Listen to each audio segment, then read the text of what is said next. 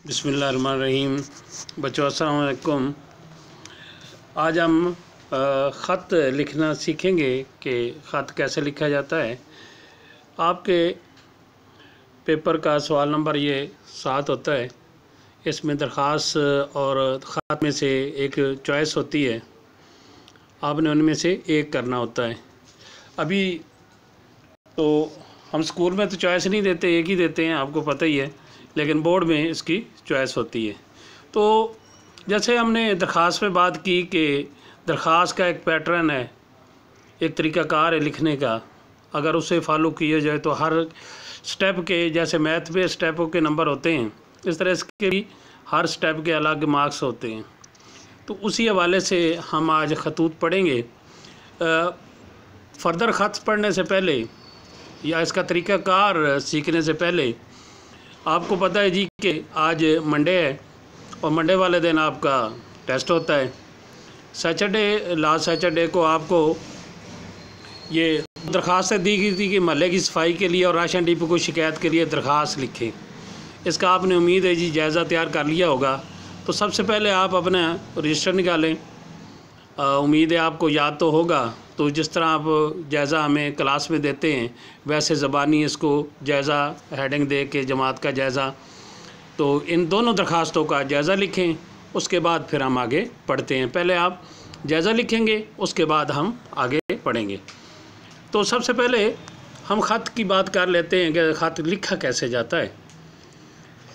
इस ख़त के लिए नहायत ही लाजिम बात है, पहली बात है कि ख़त अरबी ज़बान का लफ्ज़ है, जिसका मतलब होता है तहरीर, मकतूब, चिट्ठी, निशान। और इस्लाम में से दो लोगों के दरमियान राब्ते को ख़त कहते हैं। ख़त को आधी मुलाकात भी कहा जाता है, लेकिन फ़ी ज़माना टेक्नोलॉजी का दौर आ गया है, तो पर्सनल खतूत जो हैं, यानी ज़ाती खतूत की अहमियत कम हो गई है। हम टेक्नोलॉजी के ज़रिए, यानी अपने मोबाइल के ज़रिए एक दूसरे का हाल पता कर लेते हैं। लेकिन जब मोबाइल नहीं थे तो दो लोगों के दरमियान राब्ते का बेहतरीन ज़रिया ख़त ही होते थे। इन खतूत को एक तरीके से अगर लिखा जाए तो उसी के मुताबिक ही नंबर मिलते हैं। और हम प्योरली जो बोर्ड पैटर्न है उसके मुताबिक बात करेंगे। सबसे पहले जब हम ख़त शुरू करते हैं और आप सफ़े पे लिखना शुरू करते हैं, तो बिल्कुल अपनी दाईं तरफ पहली लकीर पे इम्तहानी मरकज़ लिखेंगे। एक और मामला भी है जी कि कमरा इम्तहान अमूमी तौर पे लिखवाया जाता था। ये कमरा इम्तहान क्यों नहीं लिखते और इम्तहानी मरकज़ क्यों लिखते हैं? पहली बात बच्चों ये है जी कि कमरा और इम्तहान जो है ये अरबी ज़बान का लफ्ज़ है, और कमरा जो है ये इटालियन वर्ड है, यानी इतालवी ज़बान का लफ्ज़ है। और उर्दू के मुताबिक दो ज़बानों का मुरक्कब, यानी दो ज़बानें जो हैं, दो अलग अलग अल्फाज एक ही जगह पे नहीं आ सकते। तो ये चूँकि दो अलग अलग ज़बानें हैं, यानी ये तो हो सकता है कि उर्दू हमारी जो है मुख्तलिफ़ ज़बानों का मजमूआ है। ये तो हो सकता है जी कि अरबी के दो अल्फाज आ जाएँ, इंग्लिश के आ जाएँ, फ़ारसी के आ जाएँ, या किसी और ज़बान के इकट्ठे आ जाएँ, लेकिन दो अलग अलग ज़बानों का मुरक्कब एक जगह पे नहीं हो सकता। और दूसरी वजह इसकी ये होती है जी कि आप, ये बात ठीक है कि आप जब एग्ज़ाम देते हैं तो कमरे में ही बैठे होते हैं, लेकिन कमरा में आप इम्तहानी मरकज़ में होते हो, उसमें किसी जगह भी आप हाल में भी बैठ सकते हैं, कमरा लाजम नहीं है, आपको ग्राउंड में भी बैठाया जा सकता है। तो कमरा इम्तहान सही नहीं है, इम्तहानी मरकज़ सही है।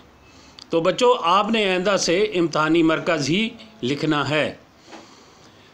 ये इम्तहानी मरकज़ क्यों लिखते? असल में जब आप ख़त लिखेंगे तो आप यहाँ पे अपना एड्रेस लिखेंगे कि आप ख़त कहाँ से लिख रहे हैं। यानी हमारा स्कूल जो है दी एजुकेटर, अगर हम एजुकेटर में बैठ कर स्कूल ख़त लिखते हैं, दी एजुकेटर्स, न्यू मोहम्मदन कैंपस 385 गुलशन इकबाल कॉलोनी आरफवाला, असल में ये होना चाहिए। लेकिन बोर्ड कहता है जी कि नहीं, आप अपनी शनाख्त जो है ये नहीं ज़ाहिर करेंगे, शनाख्त छुपाएंगे, तो इसलिए आप यहाँ पे इम्तहानी मरकज़ लिखेंगे। इम्तहानी मरकज़ के बिल्कुल नज़दीक, जैसा कि आपको दरख्वास्त में बताई गई, आपने तारीख़ लिखनी है, 10 लिखना है, 10 के बाद ख़त्मा लगाना है। कोई भी डेट लिख सकते हैं, 10 आसान होती है, इंग्लिश में भी वैसे होती है, उर्दू में भी वैसे होती है। ये लाजिम नहीं है जी कि आप जिस दिन को ख़त लिख रहे हैं वो लाजमी लिखें। बस यहाँ पे तारीख़ होनी चाहिए असल में जब आप ख़त लिखेंगे तो वही तारीख लिखेंगे जब आप ख़त जिस दिन लिख रहे हैं, लेकिन यहाँ पे हमने तो सिर्फ बताना है जी कि यहाँ पे तारीख लिखी जाती है। 10 के बाद डैश, जिसे हम उर्दू में ख़त्मा कहते हैं, ख़त्मा लिखेंगे दिसंबर 2020। ये 2000 से 2020 लिखते हैं। ये 2 के बाद छोटा सा एंड डालते हैं। ये ईस्वी, इसका मतलब ईस्वी होता है, यानी हज़रत ईसा अलैहिस्सलाम का ये कैलेंडर है, ईसाइयों का कैलेंडर है, हमारा नहीं है। हमारा तो उसके हे लिख देते हैं हिजरी, और यहाँ पे ईस्वी लिख देते हैं। इसका बच्चों 1 नंबर हो गया आपका। उसके बाद आपने जिससे ख़त लिखना है उसकी अगली लाइन में दरमियान में आके मोहतरम कर देना है। ये बच्चों अलकाब लिखने से पहले ये बात ज़रूर ज़हन नशीन रखें कि आपने अपना जिसके साथ आपका रिलेशन है या जिसको आप ख़त लिख रहे हैं उसके मुताबिक मकाम और मर्तबे के मुताबिक आप उसका लक़ब लिखेंगे। यानी अगर चचा को लिखते तो मोहतरम चचा जान, भाई को लिखते मोहतरम भाई जान, वालदा को लिखते तो मोहतरमा वालदा साहिबा। तो ये सारा कुछ उसके आपके रिलेशन जो होता है, रिश्ता बनता है, उसके मुताबिक लिखेंगे। इसका भी बच्चों 1 नंबर हो गया। 4 लाइन में, चौथी लाइन में आप अस्सलामु अलैकुम लिखेंगे। अस्सलामु अलैकुम में बच्चों ये बात लाजिम लिखें कि अलिफ़ के बाद लाम है, लाम साइलेंट है। ये अरबी से चूँकि आया है तो अरबी वर्ड ही है, तो जहाँ पे शद आ जाती है उसका जो पहला वर्ड होता है वो साइलेंट हो जाता है, तो इसलिए लाम लिखा लाजमी जाएगा, पढ़ा नहीं जाएगा। तो अस्सलामु अलैकुम लिखेंगे। उसके बाद आप निदाइया लिखेंगे। इसका भी बच्चों 1 नंबर हो गया। यानी आपने ये 3 स्टेप कर लिए तो आपके 3 मार्क्स 3 नंबर हो जाएंगे। अस्सलामु अलैकुम के बाद वो उस लाइन के आगे आपने नहीं शुरू करना, फिर नीचे आ जाना है और पैराग्राफ बनाना है। और ख़त जो है बच्चों ये ऐसे नहीं शुरू किया जाता है कि यानी जो आप बात कहना चाहते हैं फ़ौरी नहीं, पहले जिसको आप ख़त लिख रहे हैं उसकी खैरियत दरियाफ़्त की जाती है, उसका हाल चाल पूछा जाता है, और उसके बाद जो आपका मतमे नज़र होता है, जो आपने बयान करना होता है, उसके बाद आपने लिखना है। आप ख़त का अख्ताम भी नफ्स मज़मून लिखेंगे जो आप कहना चाहते हैं, और आखिर में आप जो अगर घर में किसी को लिख रहे हैं तो छोटों बड़ों को सलाम लिखते हैं, छोटों के लिए प्यार लिखते हैं, ताकि ये ऐसे नहीं है कि अचानक बात ख़त्म कर देना मुनासिब नहीं होता। तो ये लिखने के बाद आप लेफ़्ट साइड पे आ जाएंगे, अपनी बाईं साइड पे आ जाएंगे। वहाँ आप जैसे अस्सलामु अलैकुम लिखा वस्सलाम लिख देंगे, यानी आप ख़त का अख्ताम कर रहे हैं। वाव के बाद अलिफ़ है और लाम लाजमी लिखेंगे, वस्सलाम नहीं होगा, पढ़ा वस्सलाम ही जाएगा, लेकिन लाजमी लाम लाजमी होगा। नीचे आप जिस रिश्ते को लिख रहे हैं, अगर चचा को लिख रहे हो तो नीचे आपका भतीजा, मामू को लिख रहे हो तो आपका भांजा, अगर वालिद साहब को लिख रहे हो तो आपका बेटा। तो जिस हिसाब से आपका रिश्ता बनता है वो उस तरह आपका लिख देंगे। और नीचे अलिफ बे जीम, यानी वही बात है जी कि हमने अपनी शनाख्त ज़ाहिर नहीं करनी। यहाँ असल में तो आपको अपना नाम लिखना चाहिए, लेकिन बोर्ड पैटर्न के मुताबिक आप अलिफ बे जीम लिख देंगे। इस तरह आपका ख़त मुकम्मल हो जाएगा। इसका भी बच्चों 1 नंबर हो गया।